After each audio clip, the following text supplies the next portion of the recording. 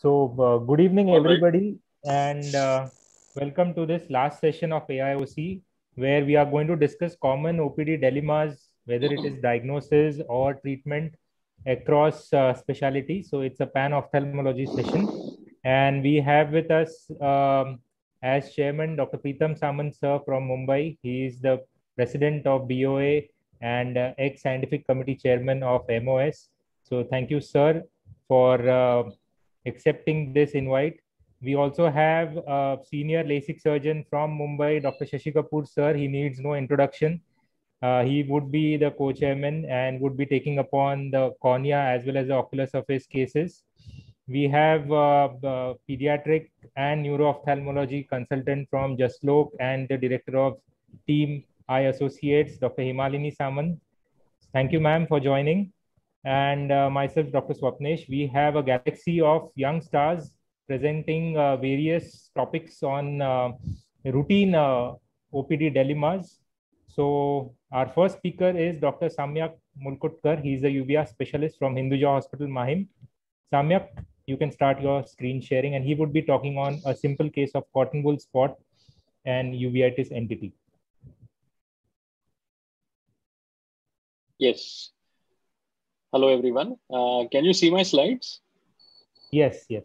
And can you hear me? Okay. All right. Great. So thank you, everyone. We'll get on to the first presentation, the tale of a cotton wool spot. Now, this is a 30-year-old female who presented with TB lymphadenitis, and she was started on AKT elsewhere. She primarily had a complaint of TB lymphadenitis. She had some ocular symptoms, so she was started on oral steroids. She was improved, and they were tapered off quickly. Now, when she presented to me, this is how her fundus looked. You can see, by and large, it was clear. There was a small scar temporally to the fovea, but she had a few vitreous cells. On the OCT, there was CME. There were a few snowballs, few choroiditis spots. The vision was by and large okay, not really impaired. And you can see on the angiogram that she had macular edema, diffuse vascular leakage, staining of the scars, but the right eye looked within normal limits. So she had inflammation, active inflammation, probably because steroids were tapered off early. So she was put on 60 milligrams of day oral steroids plus topical steroids, while the tuberculous ATT was continued. And slowly she improved and they all were tapered off. So over the next 2 months, this is how her fundus looked. Vision improved to 6/6, vitreous inflammation resolved, cystoid macular edema resolved, snowballs resolved, and you can see a few scars along the periphery. And this is how her fundus photo looked. So 2 months later, and she was off steroids, of course. She came with slight blurring of vision. Pupils were normal, few cells, and she was using topical some treatment for her hairs. And this is how her fundus looked. So you can see that there is a grayish white patch just close to the optic disc, and of course close to the fovea as well. Fuzzy margins, don't know what it could be. So it looked like a small cotton wool spot, and we doubted that. Okay, is this inflammation coming back? So we got an angiogram done. Well, angiogram showed just blocked fluorescence in that area, really not significant amount of inflammation. And so we were thinking, what is this? So if you look at a cotton wool spot, let's think of a differential or how to work out a cotton wool spot. But usually you see them in multiple, numbers, and they would be peripapillary or somewhere on the posterior pole, majority of them on the posterior pole. So we look at how, you look at the vascular signs, if there are AV nicking signs, if there are any microaneurysms and everything. So on the left side of the screen, you have all the differentials which have my cotton wool spots associated with vascular changes. And then you have that differential diagnosis. On the right side, this mostly you can see single spots or rarely a lot of multiple spots. And if there is significant vitritis or overlying vitritis, this is the differential diagnosis. So we went looking on, of course, for any inflammation. And so why did this isolated kind of a cotton wool spot appear? We did an angiogram immediately, no inflammation. There's no localized vitritis over that lesion. So is this a retinitis? No one knew.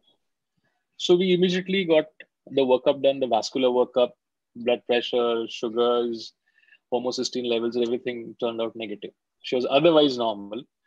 toxoplasma IgG and IgM was done because we thought, are we missing some retinitis or atypical kind of a toxo? But it was normal, negative, both of them. She did not have fever, of course, but we did a dengue and a chikungunya serology, both of it turned out to be negative. And while we kind of were investigating all these things, this is the day 1 of the photo, and you can see that spot there. On day 6, you can see what happened, that the cottonwood spot kind of got more fluffy. Now you can see more localized vitritis over that lesion. And she had a branch retinal artery occlusion. And of course, her vision in that quadrant went down. So repeat toxo IgM and IgG was done, but again, negative. There was no contact with his cat. Bartonella serology was negative.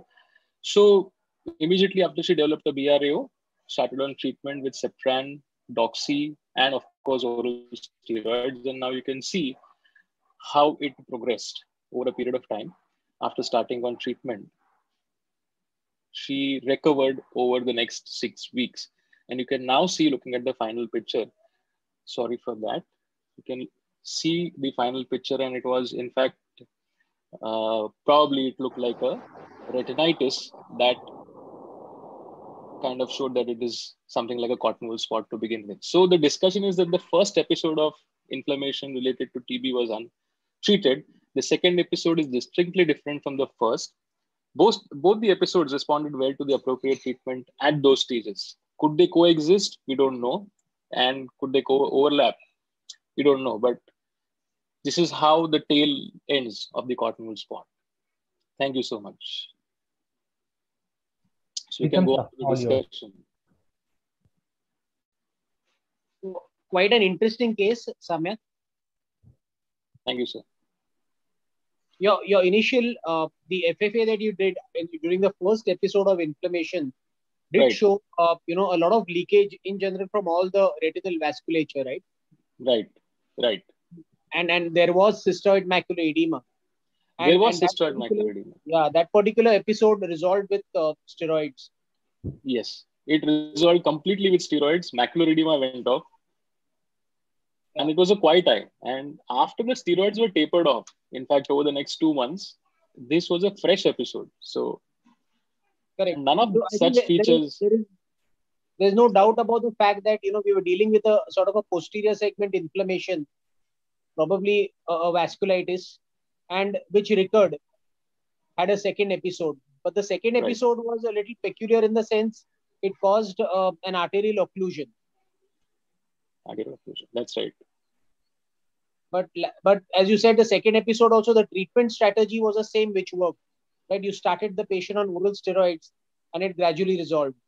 So just to make a point that, initially when it presented it didn't look like a retinitis.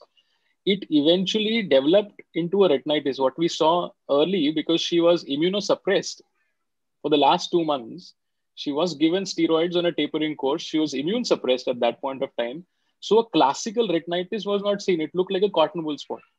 But then eventually, 3, 4 days, 5 days, 6 days later, it turned out to be the inflammation went ahead and it turned out to be a classical retinitis. And that has been later, we checked the literature, it has been reported to happen. Such a retinitis in Toxoplasma retinochoroiditis can block the artery there. So, we have to see, take it in the context of the patient. How, what was the status of the patient, the immune status of the patient. Samyak, and it's not typical Kyrie-Leys arthritis. No, it is there not. Is box scarring over there. And could you manage to get a OCT over the lesion? Because some toxo lesions are now being said to be having typical OCT features. So was it possible to image? Yes, we did get an OCT. And so when we got the OCT, it had typical that retinitis kind of a feature, that hyperreflectivity in the retinal layers. It wouldn't penetrate beyond the it wouldn't penetrate beyond the choroid. And classically, and it had this classical number of vitreous cells over that lesion. But that appeared later. Okay. When it occluded the artery, at that point it appeared. So to make a point for everybody, that OCT features of a toxoplasma lesion are very classical, and one may read up that, and that can also give a clue to the diagnosis. Right. Kapoor sir, anything to add? You're Sir, you're muted. muted. Sir, you're muted. Unmute yourself. Yeah, I think perfect, Swapnish. I think perfect, Swapnish. Now get on to the next case. Yes, yes. So thank you, Samyak. One last point. Yeah. Samyak, you'll have to keep a close follow-up on this case because you've already had one recurrence. Right. One So, more question, if I can ask. Yeah. At what point would you consider starting immunosuppressants? I mean, because... Yeah, I was just making that point. I was just going to make that point, Prachi, that if this keeps on recurring, then probably, Samyak, you might have to look for a non-infective etiology, That's and in that situation, consider immunosuppression. That's right. Yes. Point taken. Yes. So thank you. Our next speaker is Dr. Pratibha Panman. She is a consultant in the Department of Pediatric Ophthalmology, Strabismus and Neuro-Ophthalmology in Narayan Netralaya, Bangalore. And Dr. Himalini Madam would be moderating the talk. Pratibha, can you please share? Yeah. Thank you so much, Swapnish. I'll just share my screen. If you happen to see her notes, her handwriting is superb. Okay, so yeah. Can you see my screen now? Yes. No, Okay. No. We can't see. Just hold on. share it. Can everybody see it? Cannot see the screen. Oh, is it? You turn off your video. Probably your bandwidth is less, and only share the screen. Yeah, that might work. Oh, okay. Let me just. You turn off your video. So how do I do that? Next to mute, there is a stop video sign. Na? Click on the stop video. Okay. Now share screen. Okay.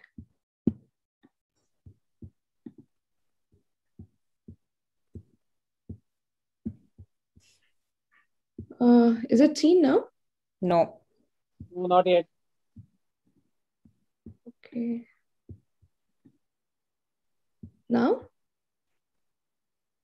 No. ma'am.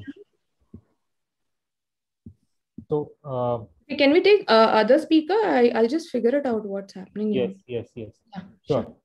So our next speaker is Dr. Mayav, and he's a glaucoma consultant at Lotus Hospital in Mumbai and also has his own nucleus eye clinic. And he's a ex-SN consultant at SN Calcutta, and he would be speaking on the usual dilemma of NTG glaucoma versus ocular hypertension. Hi, can I be heard? Sure. Yes. Is my screen visible? Yes. Welcome, Sumit. Thank you, sir. Hi.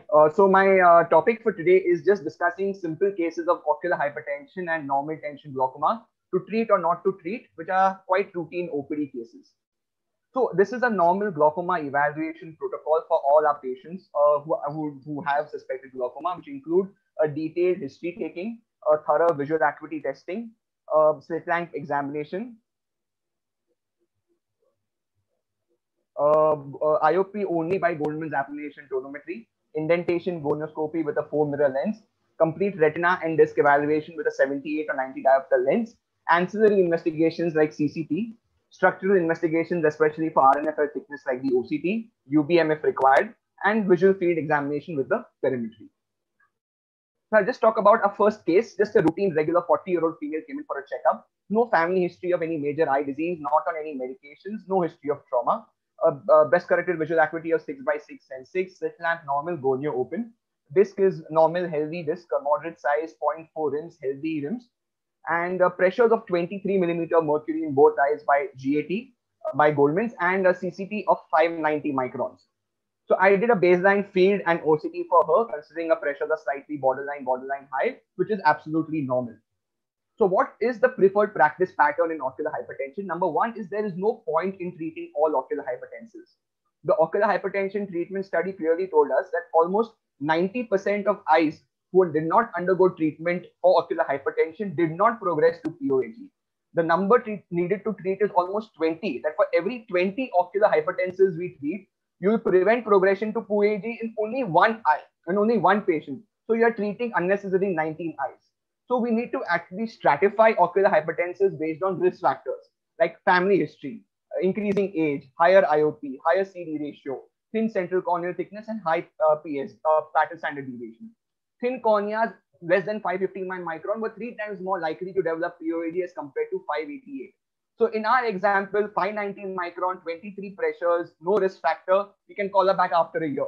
Same patient had, let's say, family history of glaucoma with a CCT of 470. I would probably call her closer, maybe 4-6 months, keep a closer watch on her compared to otherwise. So the most important thing in ocular hypertension is to wait and watch, regular IOP checks, try to establish an IOP range, call the patient at different times and understand what the IOP range is like, repeat investigations yearly, counsel well, and we should avoid treatment till absolutely necessary, till pressures are high, 26, 27, or you have definite structural and functional changes in your investigations, which are reliable and repeatable. A second case, again, a 75-year-old male obese comes in for a regular eye checkup, not on any medications. However, gives a history of cardiac bypass surgery a few years ago, is a known hypertensive. BCVA is fine, slit lamp is okay, gonio is open angles. This shows us moderate size disc with 0.85 CDR, bipolar and thinning and pallor. However, pressures are 10 millimeter in one eye, 12 millimeter in the other eye. CCT is 540 micron. Again, a quite common case which we see in our OPDs. This is a photo of the left eye nerve showing the pallor and the rim thinning, corresponding visual field defect threatening fixation. And this is of the right eye showing a similar field defect. So important, again, to go back to history and when you have suspected patients of NTG is to rule out migraine cluster headaches, ask for history of small joint pains, vasospastic disorders, use of nighttime antihypertensives, sleep apnea, excessive snoring, excessive water drinking, history of breath holding exercises, or any major accident, blood loss, or major surgery in the past. So what should our approach in a case of NTG be is very important to rule out progressive versus non-progressive disease. You may have somebody who's had some episode of acute blood loss or major surgery in the past, has had disc damage and is non-progressive. So that's non-progressive glaucoma. So it's again important to differentiate in this age group from ischemic optic neuropathy. Very important to have close perimetries and ensure if there is progression, it is reliable and repeatable. Establish an IOP range, that is either with a diurnal variation test or again check IOP at different times. You may have pressures 12, 14 if you check it once, but if you check it multiple times, you may have pressures of 18, 19, and with a thin CCT, that patient is not actually NTG, but actually primary open angle glaucoma. If we decide this patient is progressing, requires treatment, target at least a 30% drop, prefer a PG analog, avoid a beta blocker, take care of non-IOP factors. So avoid nighttime antihypertensives, avoid yoga exercises with excessive breath holding, Shirsasanas, ask for history of water drinking, avoid it, and treat migraine and other disorders. If it is still progressing, do carotid Dopplers, look for any sort of occlusion in them. Sleep apnea studies, obstructive sleep apnea again causes definite reduction in circulation to the optic nerve. You do MRI brain, treat all these accordingly. Add on medications if required, if it's still progressing, and plan a surgery as a last resort. There is no major role of neuroprotective agents in NTG, and progressive NTG is complex, so it needs closer follow-up because the defects are closer to fixation, and control of these systemic risk factors is required in many cases. Thank you. I would invite comments from our chairpersons, any of them. Hima, madam.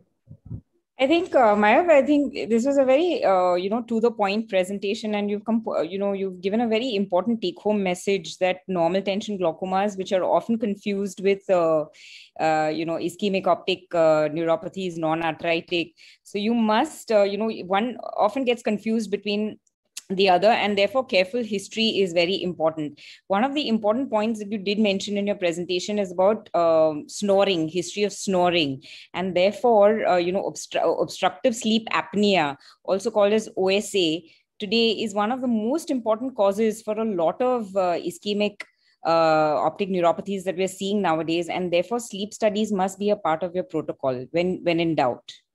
But right, the other points that you said were very, very relevant. Yes, ma'am. So it's all based. Yes. Thank you for a nice presentation. I have a common question to ask. Very simple question. Yes. When we do a clinical disc evaluation with slit lamp on with a 90D or whatever. Yes, sir. What I see as a 0.3 or as a 0.4 visually CD ratio. Okay, horizontally or vertically. Vertically, sir. Yes, sir. Vertically. Okay. And commonly, if I do a OCT of that patient, right, will that value match? Will the OCT also say 0.4? So not necessarily, because what you are subjectively seeing and what the OCT is picking up is quite different. And subjective disc examination, especially for cup disc ratio, changes from person to person as well. What I may think is 0.3, you may think is 0.4, somebody else may think 0.6. So it is important that you stick to whatever you are following and use that as a follow-up for your patients. Correct. I'm not saying that. Yes, sir. What I'm saying is that the same person might, 10 people will read the disc differently, agreed. But what they read and what the OCT shows, does OCT show usually less, usually larger, usually same? So it depends on the disc size as well, sir. No, I'm not talking about size. I'm talking about ratio. So in a large disc, you'll have a large cup. In a small disc, you'll have a small cup. In a small disc, the ratio of the cup to disc might be 0.3 on a 90D. Yes, okay. Sir. In such a case, will the OCT also say 0.3, or will it usually say 0.45 or 0.1, 0.2? It may show a larger area, sir. I don't really look at disc measurements and the OCD ratio on the OCT a lot, because again, the segmentation of a disc finding on the OCT is not very reliable from the glaucoma perspective. So it may show a different reading. I mean, it's not something which is something which we follow a lot in detail. So it's really difficult for me to comment, sir. And one more point that I'd like to add is that generally, when ischemic optic neuropathies are generally seen in a small cup disc ratio. Yes, it's called a good idea to always compare the cup disc ratio of the other eye. And if you find a clouded disc, then probably your diagnosis would go more in favor of an AI event. But of course, history is more important. History and progression, ma'am. Progressive defects is the most important. Yes. Shall we proceed? So, yes. The next case? Yes, sure. Pratibha, are you ready? Yeah. I think I'll try once again. Yes. Oh, yeah.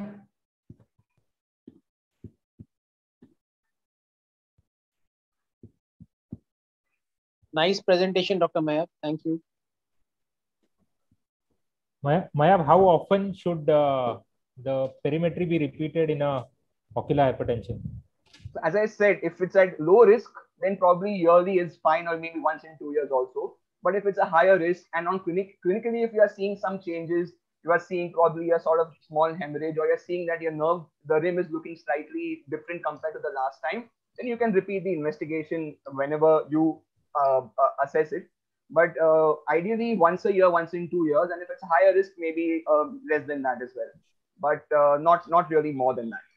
What is the best tool for documenting progression in, particularly when you have large cup disc ratios?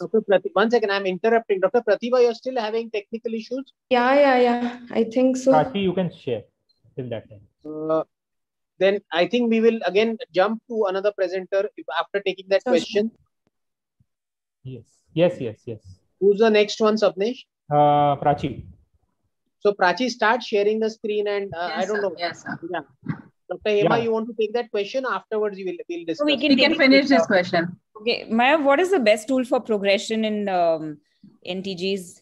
Perimetry or OCT? Perimetry. Whenever there's a perimetric defect, the best tool for progression will always be perimetry.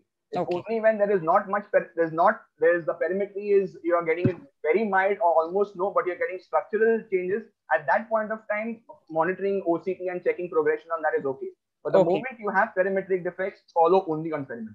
Okay. Yeah. Dr. Prachi, you can start. Swapnesh, if you can offline help Dr. Ranjita to figure out what's wrong with the thing, Sure.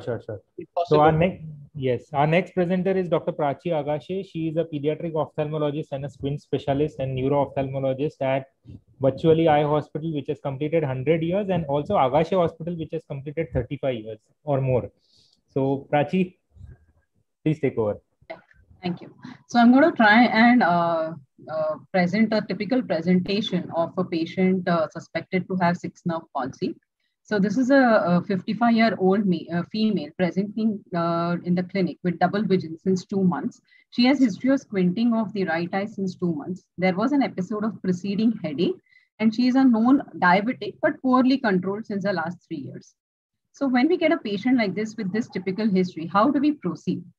Well, let's look at the history points first. So when we have a patient who comes in with complaints of double vision, the first question that we should ask is whether it is relieved by occlusion of one eye. If this is so, then we are really looking at a binocular diplopia. However, if the double vision persists with one eye occluded, then we are looking at a local ocular cause, say maybe a cataract or some macular issue for the double vision. Then what's the type of double vision, whether it's horizontal, vertical, whether it is relieved in any, least in any particular case, whether there is any diurnal variation to it, any relief by any means by say sleeping or something like that, and the associated history for the double vision. Like this patient had headache. So was the headache associated with vomiting? Was it associated with any weakness in the limbs or any tingling on the face or any weakness in the face muscles? Any ear discharge or tinnitus or any vision disturbances? So by this, we are trying to take a history of the other closely associated nerves, basically. The systemic history, as this patient was a known diabetic, any other comorbidities of hypertension or ischemic heart disease? Was this following a trauma? Again, ear discharge, any history of any other neurological symptoms with weakness or anything like that? History of COVID in the current scenario and history of snoring. So on examination, this patient had this abnormal head posture with the face turned to the right. The corneal reflex, you can see a large esotropia in the left eye when the patient is fixing with the right eye, and probably a lesser esotropia when the patient is fixing with the left eye. The importance, I'll come to it later. Let's have a look at the ocular motility findings. So if you see on levoversion, when the patient is looking to the left, the movements are okay. Same is in the up gaze is full. Now take a close look when the patient looks to the right side. So in dextroversion, the patient's abduction is extremely limited. It's not even crossing the midline. So we have a patient with an abduction limitation over here. So the provisional diagnosis with these findings very commonly is a right eye sixth nerve palsy. Now, is this it? Means, are we like sure that this is a sixth nerve palsy? Well, I think we should do some more tests to really confirm whether it's a paretic lesion or not. So we have to differentiate whether here the LR is paretic and cannot move, or the medial rectus is tight and hence is not allowing the eye to abduct. So how do we know that? So here I'm just showing a small video of measuring the deviation. So the primary deviation is when the patient is fixing with the normal eye. So the prism is kept on the paretic eye. And we see the deviation is neutralized with a smaller prism, while in the secondary deviation, we see that the deviation is much larger. So in a paretic deviation, basically the secondary deviation is always more than the primary deviation. Another important examination is checking for saccades. So what are saccades is basically these are fixation movements that help us fix on a target. How do we check for it? We show two targets on the side, and with the patient's head stable, we ask them to shift fixation. Now look closely when at the right eye, you see this bouncy movement, which indicates that the muscle is paretic, and that is what is called as a floating saccade. So this is again indicative of a paresis. The other test we do is a force duction test. Now this gives us an idea whether the muscle, the antagonist muscle, that is the medial rectus over here, is very tight. So a positive test would indicate contracture of the ipsilateral antagonist. Now this can happen either if the paresis is there for a longer time, or due to some other etiology, like some mass occupying the muscle, or say because of thyroid related issues that the muscle has become tight and is not allowing the eye to abduct. The force generation test tells us basically whether there is still some force that is there in the paretic muscle. So you tell the patient to look on the extreme inner side and then keep a forceps at the limbus where the muscle is supposed to act, and then ask the patient to look on that side. So if you feel a tug on the forceps, it indicates that the muscle is still working well. However, if there is no tug, it indicates that the muscle is palsied. So here the LR was paretic and a diagnosis was confirmed. However, if the MR is tight, as I said, we have to look for other causes of restriction. A fundus examination is extremely important to rule out papilledema. Sensory evaluation is done with the Wirth dot test to look for double vision. This patient, however, did not have papilledema. Diplopia charting is again done to map the deviation and follow up the patient. Same is for the Hess chart. Now, in investigations, looking at the patient's profile of presentation, these are the investigations that we routinely do to rule out an ischemic pathology. So the blood sugars, the homocysteine levels, the sleep studies, as Madam mentioned, and in current scenario, even COVID antibodies. So we have had a lot of young patients post-COVID having a 6-nerve palsy. Another important thing is a question of whether we should neuroimage this patient, especially when the patient is diabetic and we feel that it is ischemic. We sometimes tend to miss out on this investigation. However, I feel that this should be done in every patient who presents with a nerve palsy. The investigation of choice is MRI brain with orbit, with SOS contrast, with the MR venography to rule out a sinus thrombosis, especially when it is associated with headache. This particular patient on MRI had a pituitary macroadenoma. So though we felt initially that it was probably an ischemic diabetic related thing, it was a mass lesion that was involving and compressing on the 6th nerve. This patient got a reference to the neurosurgeon. Treatment in the first 6 months is observation or symptomatic relief by uniocular occlusion or alternate occlusion. Botox to the medial rectus, the antagonist muscles, which helps in reducing the deviation, and we can substitute the remaining deviation with prisms. And once the deviation is stable, we can go in for a squint surgical correction of the squint. So to summarize, the most important features of a paretic presentation are incompetence of the squint, limitation of movement in direction of action of the pulsate muscle with floating saccades, and secondary deviation being more than primary deviation. Thank you. So very nice case, Prachi. Just a couple of points. That you mentioned about the force reduction test and the force generation test and all of that. I kind of reserve all of that only when I see a chronic LR palsy, which has come to me for surgical correction. But if the palsy is acute, then I don't waste my time doing any of these tests. Second thing is just asking you a question that why did you not do a perimetry for this patient?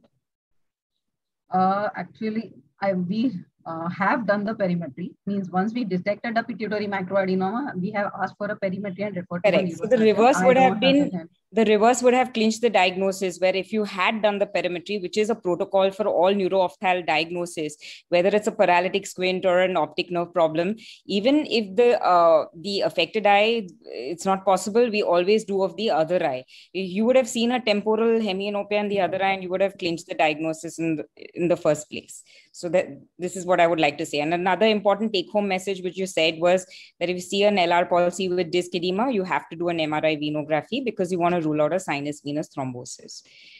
Yeah. And the other thing, the question to all the panelists here, that, you mentioned, Prachi, about COVID, history of COVID infection. And you also mentioned that you're seeing a lot of young people with LR palsies or all kinds of problems, and they've turned out to be COVID positive, having COVID antibodies. But, unless we have a large sample size, we really cannot say whether COVID is causing these infections, because every other patient walking to the clinic with every disease has at some point got COVID. So how does one pinpoint the viral infection to the disease? I don't know, all the panelists. So good point, Hema. Ma'am, I would just like to say, but there are reports of 6-nerve palsy following the COVID infection. Actually, they are reported in literature. Agreed. So and don't have any other. So once rest of the investigation, the patient is again thoroughly investigated for any other cause, and it's ruled out, and this is the only positive thing that you have. And many a times this is, they have a history almost like a month or so prior. Either it's an exposure or it's, they've had an infection. So that is at least I have had at least 3-4 patients presenting like that. Agreed. But this point was discussed in one of the neuro-ophthalmology meetings, and they said that before we make a statement saying that, COVID was responsible for the LR palsy, you need really a large sample size to, to clearly establish that it is because that it was COVID. Okay, thank you. Thank you, Dr. Prachi. Wonderful case. Thank you, Dr. Himalani. And Swapnesh, let's move on. We have about an hour remaining and we have 6 more cases. So I think, I'll ask the presenters to stick to that time of 5-6 minutes so we can have the discussion and all the cases can be finished. Go ahead, Swapnesh. Yeah, Pratibha, you want to try again? Yeah. If not, then you mail me. Okay. It looks like I have to mail you. No issues. So, okay. Sir, I'll share my own screen. Is it visible?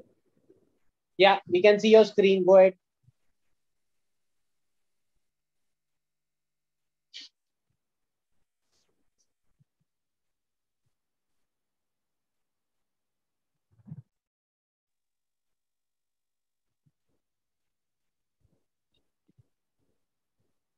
Swapnesh, have you stopped sharing again?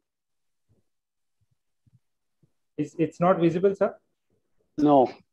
No, It's just stop the sharing. You just again share.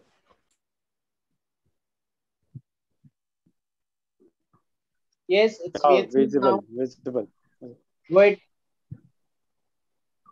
So the topic of presentation is which anti-VEGF to inject should be the last question in your mind as a general ophthalmologist. So that's the catch in the title.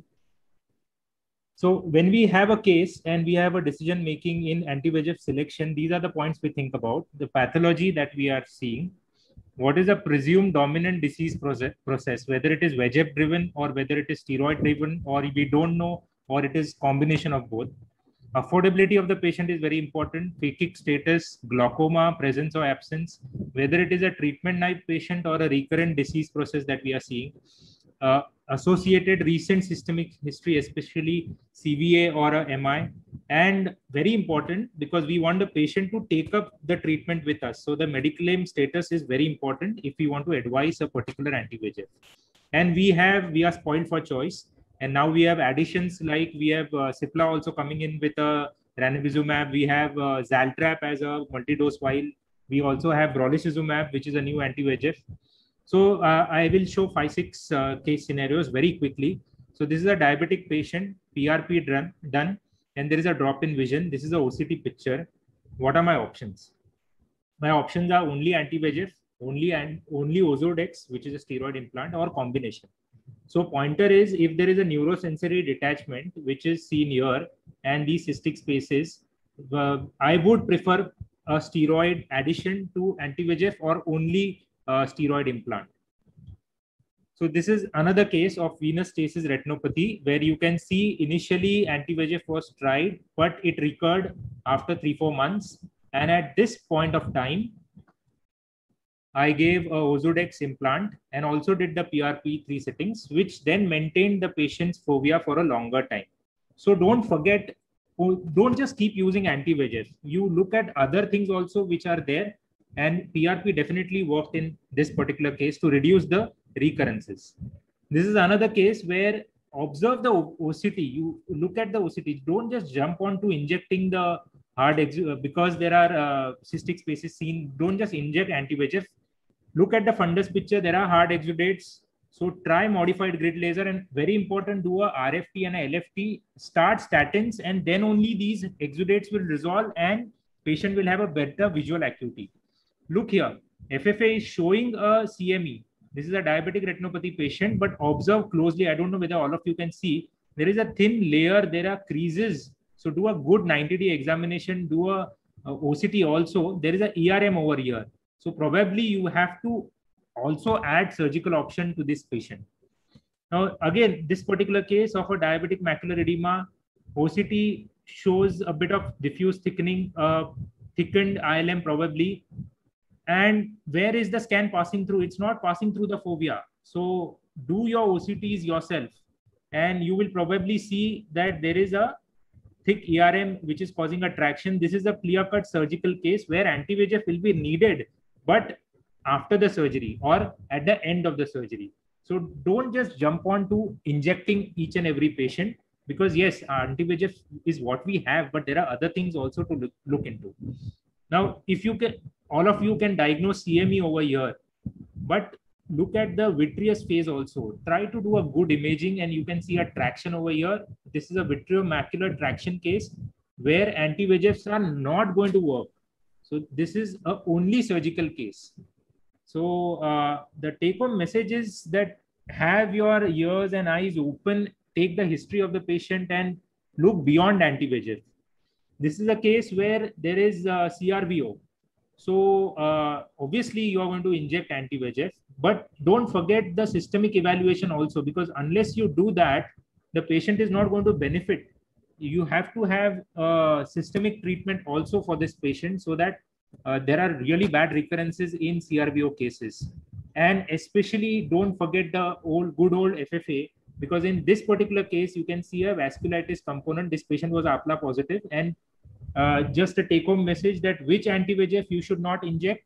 In this case, brolucizumab because it is contraindicated in cases where vasculitis is also an associated clinical sign. Observe the fundus picture. This is a BRVO, but there are cotton wool spots. So look at the OCT. There is inner layer reflectivity. This is a combination of BRVO and BRAO. So even though you have done a good laser and injected well, the patient's vision is not going to improve much. In AMD, it is very straightforward. And all the anti-VEGFs more or less work. But if you have a PCV variant, then aflibercept is the drug of choice. So select the anti-VEGF after complete evaluation, history, systemic status, look for associated ocular condition, and discuss the long-term treatment option, especially the financial aspect with the patient. Make use of the imaging techniques, the laser also, and look out for surgical option if it is warranted. Thank you. Swapnish. Yes, sir. Excellent collection of such beautiful cases. Excellent. Congratulations. And should I start with the first question? Yes, sir. So, Swapnish, sir, with so many biosimilars coming out, Indian companies and all. So now it's not a question of to keep the cost factor aside. But if I simply ask you that if a patient, what would be your opinion on using them as the first choice compared to the standard? I would go with the parent molecule of ranibizumab wherever it is warranted, because you said clearly cost is not an option. Sorry. Okay, what I meant is, okay, if we don't want to keep the cost in the picture, so what is just in the picture? Oh, it's always in the okay. So if cost is not an issue, you want to go with the original. If cost is an issue, you'll go with biosimilar. Yes. Pritam sir, your take. Sir, Dr. Kapoor, it's like me and Swapnish asking you about peer substitutes, you know. No. Smile or blade LASIK. Got it. Thank you. Go to the next question.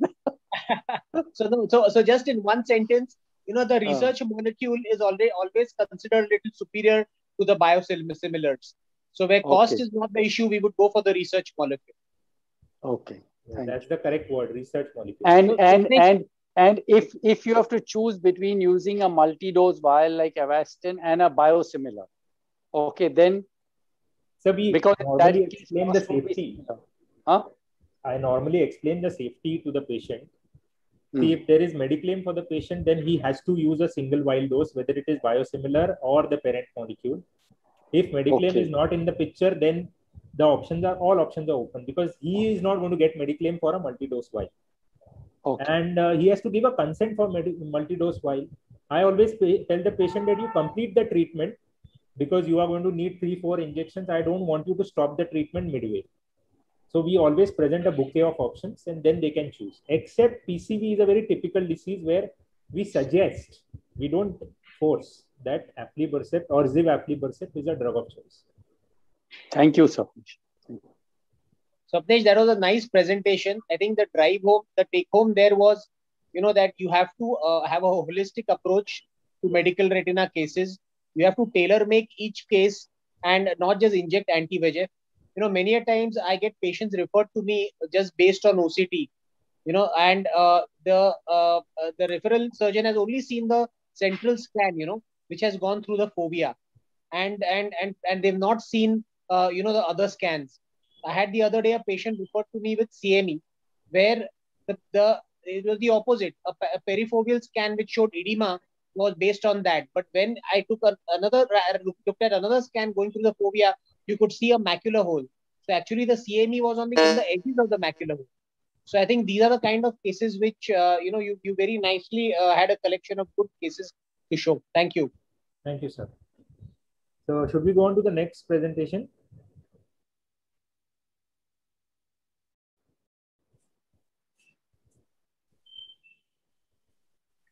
Good afternoon, everyone. Am I audible? I think Dr. Sumit.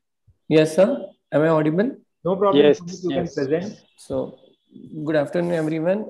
Thank you, Swapnish sir, Pritam sir, Hema ma'am, and AIOS for organizing this webinar and giving me an opportunity to be here. So, I'll be presenting a simple case of a masquerade. Otherwise, I would have labeled as a proptosis masquerade. but the endemic allows me to say it as mucormycosis massacre. So this is a 55-year-old male presented with the left eye proptosis with loss of vision. Right eye was 6.6 and the other eye finger counting 2 meta. Sorry, the vision is reversed here. History of COVID a month before, and he is a known case of diabetes and hypertension since 10 years. So when we see the right eye, something like this, it's proptosis, lid edema, and a semi-dilated pupil. And the fundus is showing central retinal vein occlusion, a typical appearance of the hemorrhages all over. Now, since patient came with the proptosis and got admitted in the medicine with the deranged blood sugar, he had a presumed diagnosis of patient is suffering from mucormycosis, and patient was started on amphotericin B already. By the time we realize that we need to do imaging and go ahead, we understand that since it's a COVID going on and there is a endemic of mucormycosis, all the cases coming with the proptosis are considered as ROCM unless proven otherwise. So this was the imaging of the patient. Now look very clearly. What I noticed here is compared to the right and left eye, the muscles of the right eye are very bulky compared to the left eye. And otherwise sinuses look pretty clear, not much of involvement there. But patient had already started on amphotericin B and then ENT wanted to intervene. So they repeated a COVID test. On the third day of admission, COVID test came positive and patient had to be shifted to the COVID hospital. And the treatment changed and the diagnosis changed. Now it became mucormycosis with COVID treatment with amphotericin plus steroid plus antibiotic to tackle the pneumonia patient was having. Now, this treatment was going on, and let's consider that the treatment was blessing in the disguise to the patient, because by the time the patient came back post-COVID, on day 11, the proptosis is resolved, and you can see something here, which is very promising, a dilated episcleral vessels all over the conjunctiva.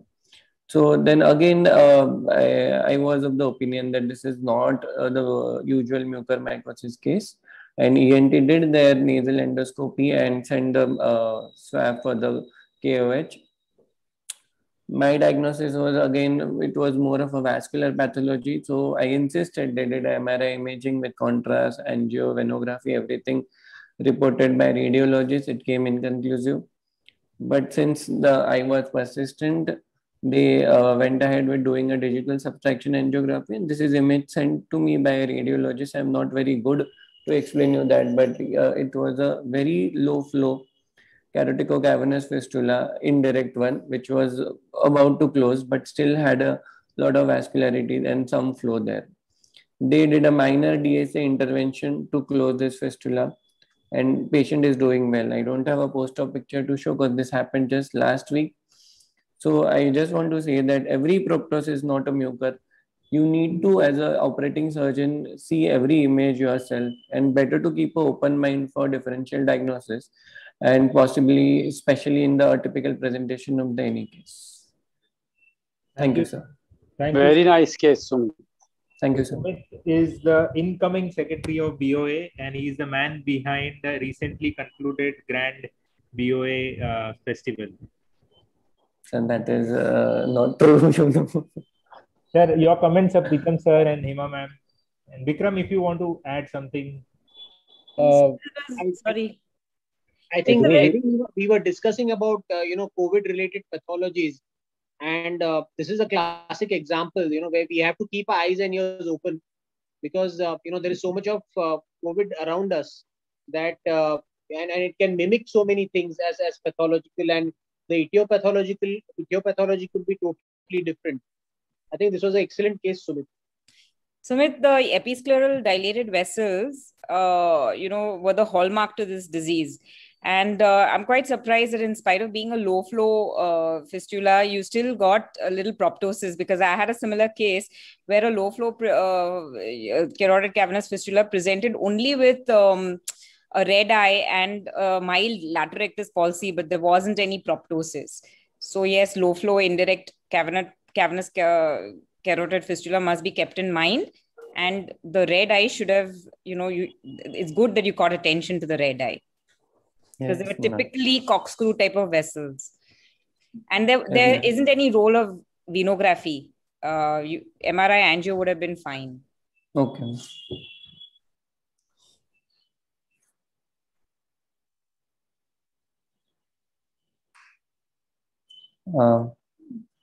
Swapnil sir, we can move on to the next case. Sir, you are muted. Yeah. So our next presenter is Dr. Bikramjeet Pal. He is a consultant vitreoretina and ocular oncology services at Pal's Retina Center in Ranchi. Thank you, Bikram. Can I share my screen? Yeah, sure.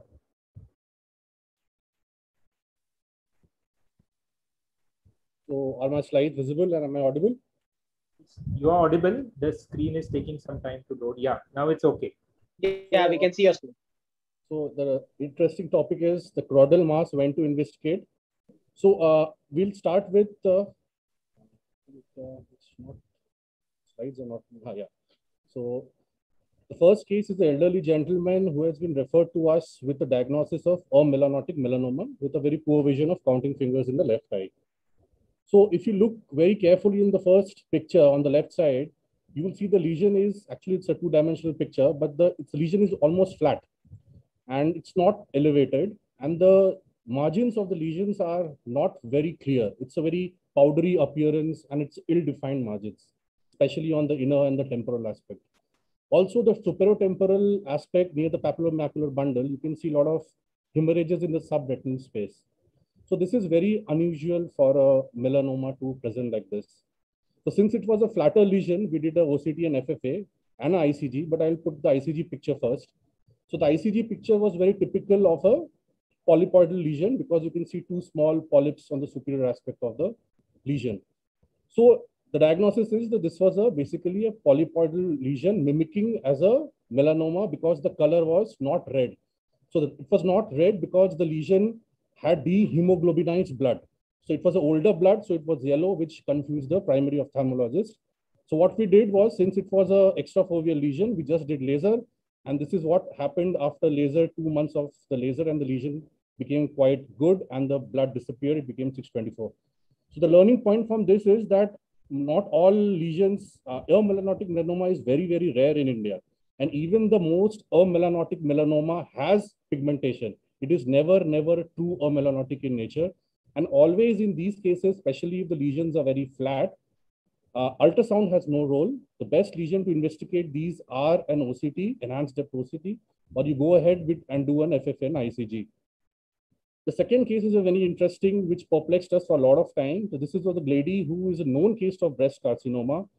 And she presented with right eye sudden onset diminution of vision. And the ophthalmologist noticed something in the macula and referred to us. If you see closely, there's a well-defined mass lesion in the yellowish subretinal lesion in the macular area. The FFA, now the catch point, if you look at the clinical picture, is the disc is little hyperemic. And if you do the FFA, the disc is showing staining and leakage. So metastasis will never have disc leakage until unless the lesion is also affecting the optic nerve head. To confuse you, we'll present two cases side by side, which almost looks absolutely similar. So the top left is the case that I discussed, and the top right. So if you look closely, the left eye lesion, the margins of the lesions are well defined. The top right, the margins are not well defined. In fact, there are two small satellite lesions in the supratemporal lesions. The disc on the right is absolutely hyperemic. The right is absolutely normal. So the best, what will you do next in this? There's no role for a B scan. It's absolutely flat lesion. There is no role for MRI brain and orbit. It will not pick it up. So the best is OCT. So the OCT, if you see the top is the case that I presented, the first case. If you see the lesion, the RP is elevated.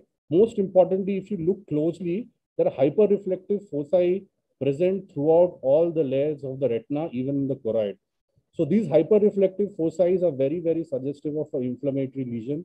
So what you are dealing with is actually a posterior scleritis, which is mimicking as a mass lesion. If you look closely to the second case below the OCT, the lesion, the elevation, the RP is showing undulations. So this undulation is called a lumpy bumpy sign, and this is very typical of a metastasis. And here what you see, there is no hyperreflective foci. And most importantly, if you see the area behind the RP, it's totally black. So that is backshadowing. So there's something in the choroid which is actually pushing up the RP layer, which is suggestive of metastasis. And this lady, this person actually had a lung cancer, and the lady actually who had a breast cancer did not have a metastasis, but had a inflammatory lesion. So OCT, the take home from this is that OCT is the modality of choice, and there's a rule of 30%. 30% of primary cancers will not have any ocular findings. 30% will present with ocular as well as findings on the systemic findings, and 30% will only have ocular findings and no systemic features. So this is my last slide, which is just showing you how to go about if you see a choroidal mass. Always look at the onset, duration, and progress. If the progression is very fast, onset is very sudden, you're mostly not dealing with a cancerous lesion. Mostly it's inflammatory lesion. Always look at the topography of the lesion, the surface, margin. Spend some time in the clinical examination. Don't jump into OCT, FFA, MRI, and else. Always choose OCT if the lesion is less than 3. Choose USG if it's more than 3. FFA ICG has great roles, but it is mostly to rule out other mimic conditions. Don't jump into PET scan if you're thinking of a cancer. You can do a humble X-ray chest. You can do a USG abdomen and pelvis mammography, and which will rule out most of the cases. Thank you so much for your time. Thank you, Bikram. Those were very interesting cases. Could you throw some light on cancer-associated retinopathy and melanoma-associated retinopathy? How common are they, and what are the clinical tips? So I'll just add one more entity. It's called BDUMP. It's called benign diffuse uveal melanocytic proliferations. So CAR, MAR, and BDUMP are definitely some things which are not very common. Definitely they are there, but they will not have a diagnosis. They are diagnosis of exclusion, basically. You will not differentiate. The patient should have a diagnosis of cancer somewhere to call it as a CAR. Cancer-associated retinopathy. And the findings on the clinical picture can mimic a retinitis pigmentosa very commonly. And they can even mimic a retinal vascular occlusion. So the diagnosis in these are difficult, very, very difficult. And it's definitely not so common that we come across. Bikram, sir. Nice cases, Dr. Bikramji. Fantastic. You, very self-explanatory your presentation was. Thank you, sir. Just one doubt I had. Now, since these are all choroidal lesions, and when we do OCT, we are mainly, focusing on the retina. So for these lesions, normal and SD OCT will show these kind of lesions, or you have to do a enhanced depth imaging OCT or a different kind of OCT. The most of the pictures that I presented, I don't have an access to a high-end Spectralis OCT. Most of these are on a TopCon machine, which I have done, which are not so high-end. And most of the lesions can be done on a simple OCT like Zeiss and TopCon Maestro and Hewitts can be done. You don't need a higher-end machine, enhanced depth to really go through, because the lesions will, even a choroidal lesion will show its face on the retina. And most of these, there's an excellent paper by Dr. Shields' group. I'll suggest if anybody has time to go through it. Most of these are shown on the RP outer layer region, and if you closely observe those layers, like there's something called as lumpy bumpy, there is something called as a boat sign. The multiple signs have been given. If you look closely, you can diagnose most of these cases, provided we spend some time with the OCT. Thank you. Probably because of the choroidal elevation, the zero line of the OCT, which is like the reference point, it comes actually in the retinal level only, because the choroid pushes it up. So we don't need the high-end OCTs. Okay. Right. So, Thank you. Sir, next. Can we start? Yeah. Let's move on to the next one. I think that's Dr. Karishma's next. So she's a cornea, cataract and refractive surgeon at Jehan Eye Clinic, Mumbai. And I am sure Dr. Kapoor has a lot of questions on this topic. Are my slides visible? Yes. Yes. Okay. Thank you, Dr. Swapnish and Dr. Preetham, for making me a part of this. So I'm going to be talking about IOL power calculation post-refractive surgery. At the outset, I want to say that when I did my DNB, I learned a totally different method for this, which was personalized as per the surgeon who had taught me. When I went into fellowship, I learned an entirely different technique. And when I came out of fellowship and presented this for the first time in an IC at Moss, my colleague or co-instructor presented a technique that was totally different. So at the end of the day, you have to do whatever floats your boat. This is the technique that I think is a little standardized, and hence I'm going to be presenting about that. So we all know that there are multiple tools that are required for calculation of IOL power after any keratorefractive surgery. One of the most important of them would be topographic data, because of the fact that you have manipulated the cornea by ablating it. So it's very important to have that data. The IOL master or the LensStar if available. Otherwise, an accurate immersion biometry should do the job. And if available, that's a luxury. Then if you have the pre-LASIK data and the post-LASIK data prior to development of cataract. So being a refractive surgeon, what I do for most of my LASIK patients is I give them in a file their optical biometry readings noted pre-surgery and post-surgery. When they come for subsequent follow-ups after 1 year, I do an entire workup including topography and repeat optical biometry and give that to them as a record. Now, why do we need all this? Because the technique that I'm going to be talking about is using the online ASCRS calculator for IOL power calculation. So when a patient post-refractive surgery comes into your OPD, whether you have only topography or only optical biometry or access to neither, what you need to know is do not hesitate to refer out. So why is this required? I'm going to be talking about that. Once you go onto the ASCRS calculator and you click on it, it gives you the option of prior myopic LASIK or PRK, prior hyperopic, as well as prior RK. After that, it also gives you the explanation of what all formulas it has excluded as per their update. So this is how the sheet looks like. Due to the want of time, I'm not going to go into details of it. But basically, it asks you for pre-LASIK data if you have it, your current post-LASIK data, which is the data before development of cataract surgery, and your optical ultrasound biometric data.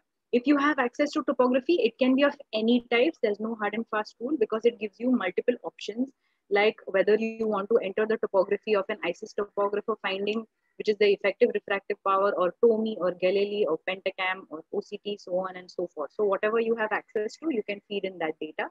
And this is how it gives you the ultimate calculation. It tells you what formula it has used, and accordingly, it gives you a minimum, maximum, and an average power. So I'll talk about some examples. This was a 60-year-old female with LASIK done many years back, now having cataract and wanting spectacle independence. So at that time, I did not have topography nor biometry. So I sent her out and I got her topography done. This is what her Placido scans look like with her uniform central zone.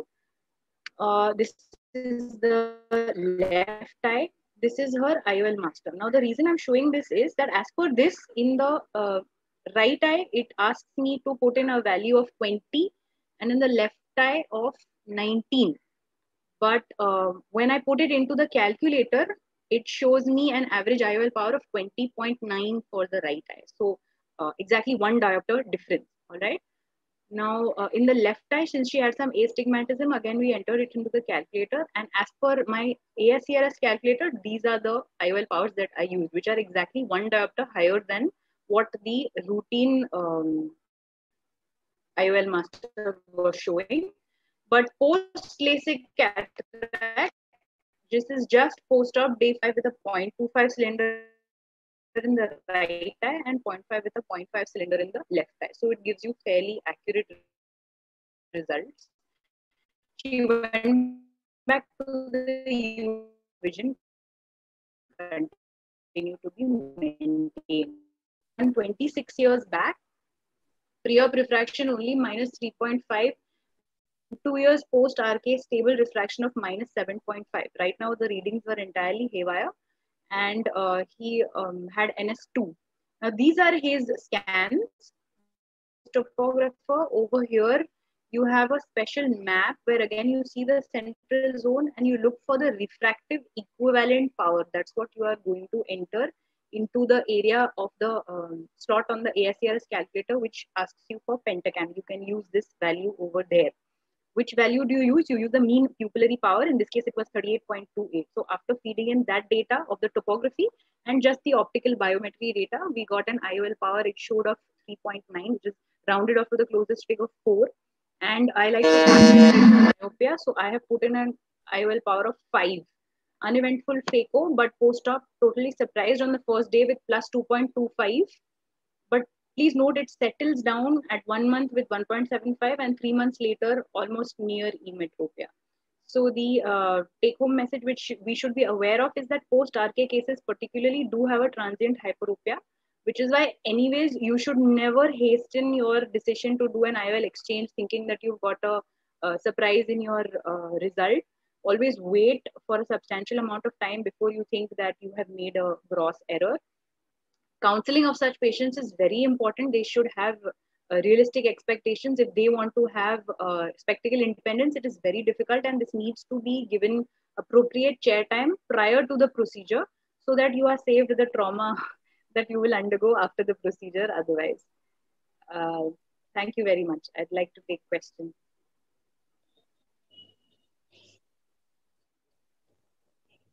That was, yeah. So, Dr. Thank Kapoor, you, sir, Karishma. That was very nice. Thank you, sir. That was very nicely presented. And I think the most important message to take is your first introduction, that in these cases there are many ways to skin this cat, and whatever suits you best is probably okay, you know? Yeah. Just one question, Dr. Karishma, is, yeah. So what happens if you have a post-refractive eye, which is, let's say, oil-filled after a retinal detachment surgery, and now you're planning a cataract extraction with oil removal. So is that ASRS formula works for that also? Yes, definitely, but you will only be using your immersion biometry. You won't take in your optical biometry. It may not be as reliable. That's the only reason, because of the fact that in an immersion biometry, you would be looking at and visualizing where you're passing where the probe is passing through. That I assume that would be a little more accurate in this case. Or the other option would be to do the oil removal first and then do a cataract. First do the So usually, usually in general, not just because it's a post-refractive case, but in general, if you are looking for some amount of accuracy and you're promising something to the patient, then I would prefer doing an oil removal first and doing the cataract in a separate setting. Right. Okay. Any other questions for Dr. Karishma, or we can? And another very important thing that she stressed is that most LASIK surgeons today are not giving the A scan to the patients. You know, I think a biometry should be part of your pre-LASIK workup, which is not really happening. That should be emphasized. Kapoor sir, do you see many people doing it? It's not being done frequently, as Himani says. No, but the LASIK is done at age of 20, 22. Will it matter when? I don't know whether the A scan value changes. It is more of the, keratometry which plays a role. So that is something that is in mind. Okay. So we move on to our next presenter, who is Dr. Sujit Desai, vitreoretinal surgeon and director of Desai Group of Eye Hospitals in Baroda. And he would be talking on diabetic retinopathy mimics. Sujit, are you there? Yeah, is my voice audible? Yes. Yeah, good evening, everyone. Just a sec.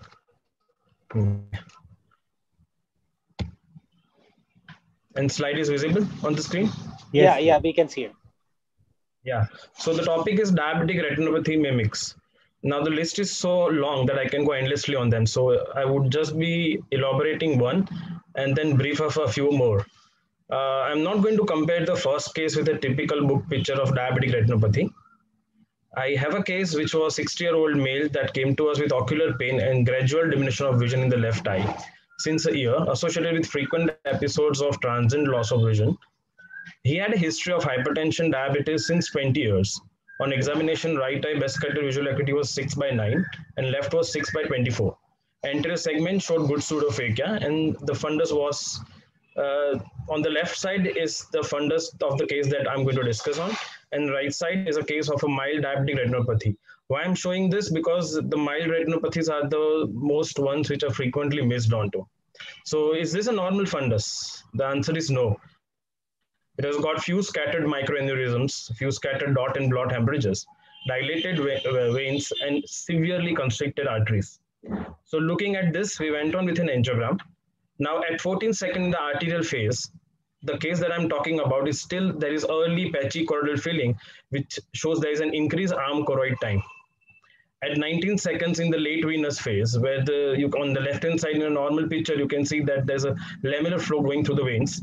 In our case, it is still in the choroidal phase.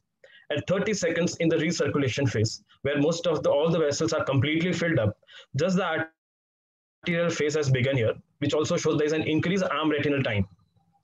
At 1 minute in the recirculation phase, this case is still the veins are not filled. Just the early venous phase has started. And at 3 minutes, when normally you don't see staining of anything, here the disc and the vessels, all of them have completely stained up. So looking at it, the plan of action was we went on with a complete blood investigations, complete cardiac workup, carotid Doppler, magnetic resonance angiography. Patient, from the reports, the patient was diagnosed to have a bilateral carotid stenosis, left more than the right. So the conclusion here is any patient with history of gradual loss of vision and ocular pain complaint is very important here. Complaint of ocular pain with history of diabetes, hypertension, stroke, cardiovascular event in the past, with grossly normal looking fundus, with no evident cause of loss of vision is found. Kindly suspect ocular ischemic syndrome and go for angiogram. Now coming on to other conditions which mimic diabetes, hypertension is the most common. Most of the time we see mixed retinopathies, but as far as an individual isolated hypertensive retinopathy, we should make sure we should ask the history of hypertension. In our country and our case scenario, most of the patients are not aware of hypertension. It goes undiagnosed. So we should make it a point of measuring blood pressure of every patient when we suspect a retinopathy. So the systemic history of hypertension is important. We see AV changes in hypertensive cases, which could be early narrowing atherosclerotic changes of the arterioles, pressing onto the venules over the crossings, and nicking sign can be present. Choroidal infarcts can be seen as you can see with an arrowhead here. There is a choroidal infarct present near the fovea with a serous detachment over it. And disc edema can be present in cases with malignant hypertension. The second condition that can mimic diabetic retinopathy is central branch or retinal vein occlusion. Usually they can occur as an isolated event or in combination with conditions like diabetes or hypertension. They are most of the times unilateral. Usually patient presents with history of acute onset of loss of vision due to macular edema. Hard exudates are rarely seen in an acute phase because they are the sign of resolving retinal edema. Hemorrhages scattered in the area of vessel involvement. Most of the times you see flame-shaped hemorrhages. As the case which is there underneath the below case, it's a case of hemiretinal vein occlusion. You can see the rest of the retina here appears normal. Only the involved vessel becomes tortuous.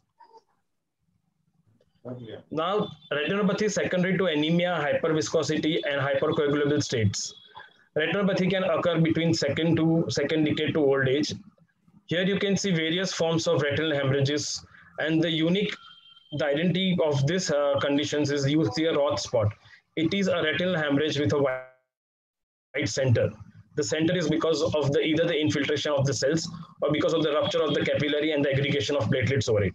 So certain hypercoagulable conditions can also lead to vein occlusions. The picture which is underneath, the bottom picture shows a branch retinal vein occlusion.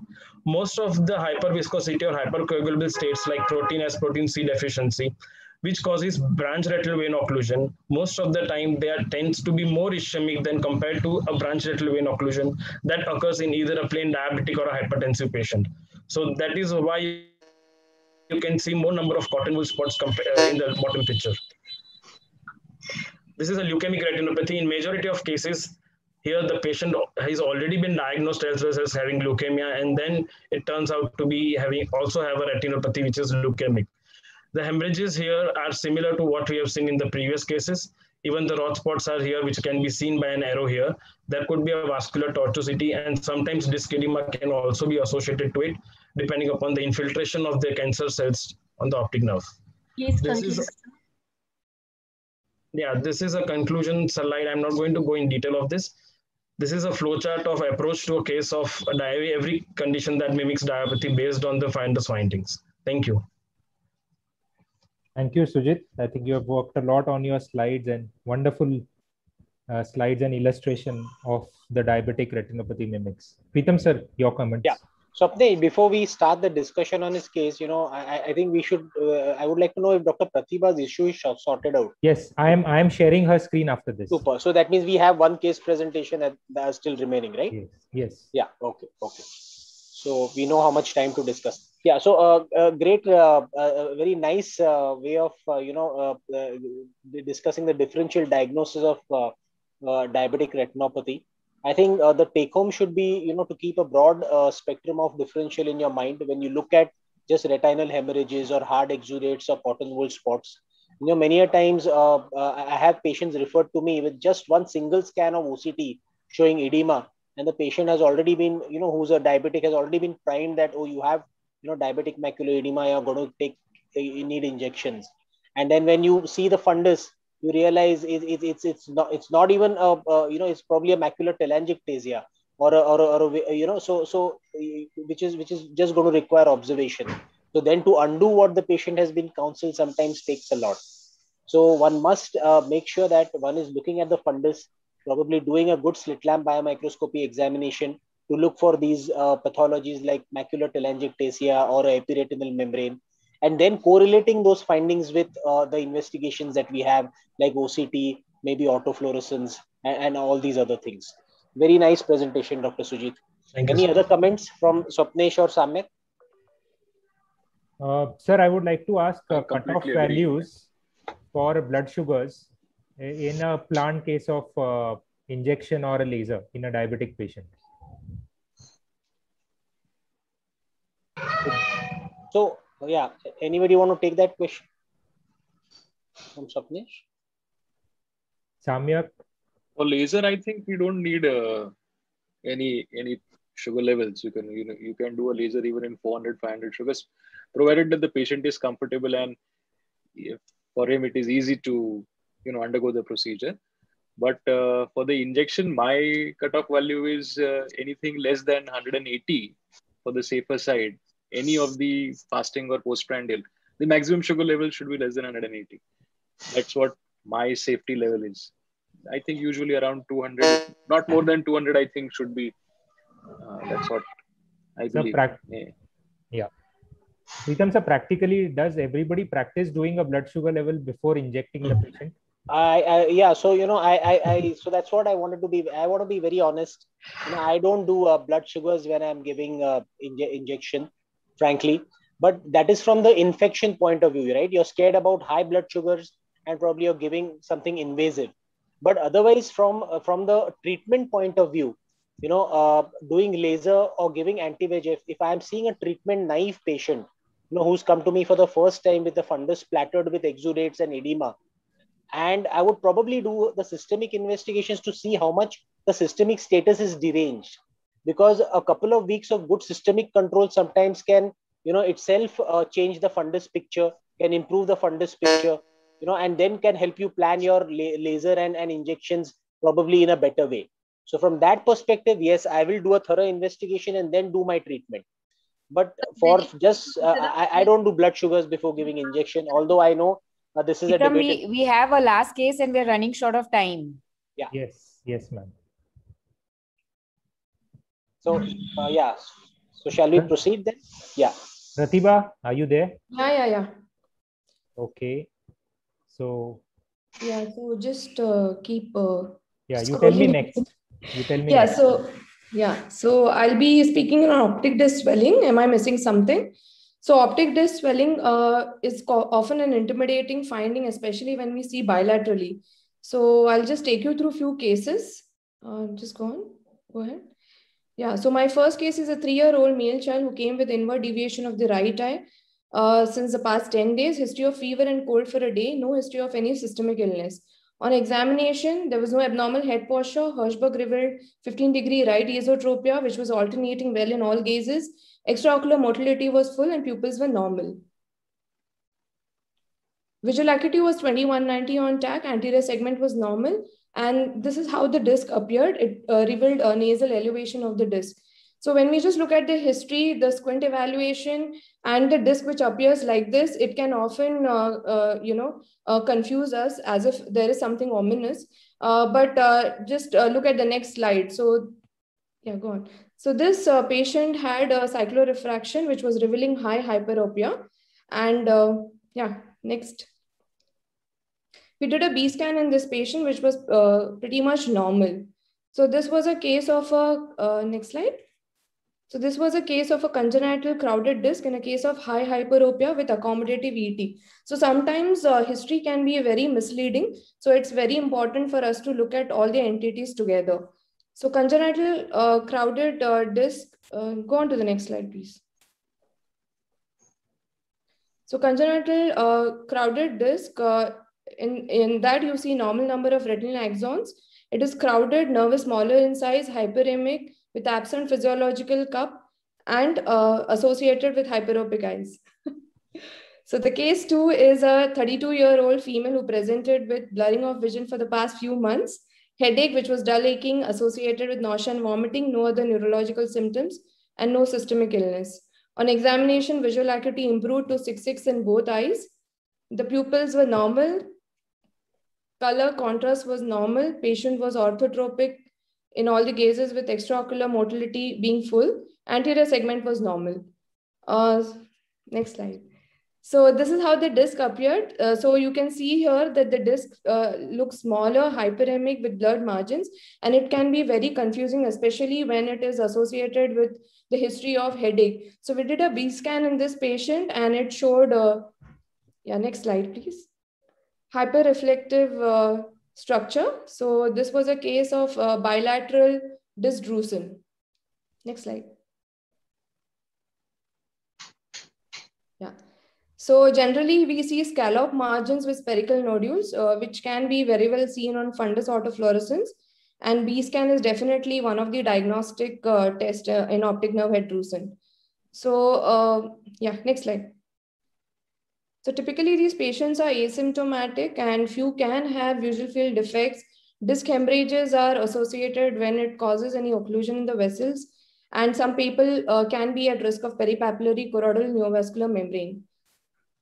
So there's no treatment required. However, an annual comprehensive evaluation is something that we can plan and educate the patient about the potential complications. So case 3 is a 28-year-old male patient who came with the complaints of frontal headache, increased screen time, no history of blurring of vision, nausea, vomiting, no history of any systemic illness or long-term medication. So visual acuity in this patient was 6.6 N6, pupils were normal, color contrast was normal, squint evaluation was orthotropic, anterior segment was normal, and the fundus appeared like this. So in the right eye, there is very subtle NFL fuzziness, whereas in the left eye, it is fairly bit more visible. Sometimes when we see these kind of subtle findings, many a times they can get missed and people can pass it off as a normal disc. However, a B scan definitely helps here. So in this case, the B scan revealed a crescent sign of subarachnoid fluid. Just click the, Okay. Next slide. Okay, so B scan can be very easily done in the OPD after installation of topical anesthetic. The probe is kept vertically oriented temporally on the globe as a patient to look in the primary position and look for the equilucent crescent of subarachnoid fluid. We can also measure the vertical and the horizontal diameter, as we can see in this video. Next slide. So visual fields in the right eye were normal, left eye showed some superotemporal defect. We also ordered for, next slide, we also ordered for an MRI brain with MRV, which reflected enlarged optic nerve sheath diameter with perioptic CSF, and MRV was normal. Next slide. So neurology evaluation was normal and CSF opening pressure was 250 centimeters of water. CSF composition was normal. So this was a case of papilledema due to raised ICP in a case of IIH. Yeah. And we started on Diamox, 250 milligrams. Next slide. So IIH is a condition of unknown etiology predominantly seen in obese women of childbearing age. However, our patient was a male patient. associated with signs and symptoms of raised ICP and essentially normal neuroimaging. Next slide. So the cutoff for CSF opening pressure is around 25 centimeters of water in adults and 28 centimeters of water in children with normal CSF constituents. It requires regular monitoring of disc edema along with visual fields to prevent any permanent vision loss. So treatment is with acetazolamide, which is the first line of drug along with weight loss. CSF shunting procedures can be reserved for non-resolving chronic papilledema with headache and optic nerve sheath decompression in vision-threatening papilledema. So my take-home message would be that B-scan, it's a simple tool and definitely helps in avoiding any doubts and confirming the diagnosis in a suspicious case of disc elevation. It reduces over-referral to the neurologist and also avoids any expensive neurological testing. Thank you. Thank you, Swapnish.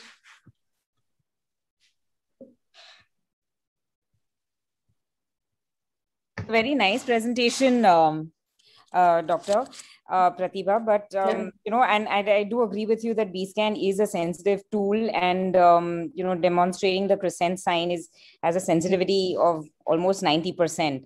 So when in doubt, yes, B-scan is good, but again, I would stress on the fact that perimetry should be done, which you've done in your patient, and pseudopapilledema is a clinical diagnosis, you know, so just by the crowded disc with blood vessels appearing normal, no hemorrhages, no exudates, no progression. So I would say that I wouldn't jump to doing a B-scan in all my cases. Wherever I'm in doubt, I generally observe the patients for more signs before calling for more investigations. So whenever there is a very subtle edema or appearance, like, so generally when we see disc hemorrhage and cotton wool spots, they generally come in grade 5. They may not be actually seen in the Frisson scale grade 1, 2.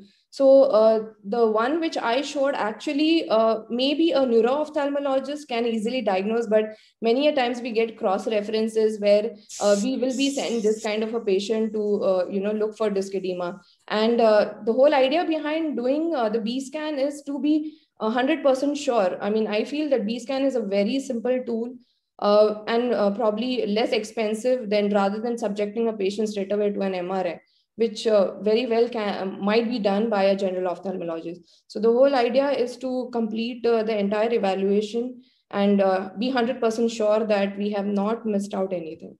Agreed, but also Pratibha, you are in a institutional practice. Also could be helpful. Sorry? Yeah. OCT of the RNFL to document the thickness and the progression also, if in doubt, can also be helpful. Yeah, but she's talking of a very early case. Maybe your OCT would also be normal in such a case. The RNFL does show thickness, but in the quadrants actually. Yeah.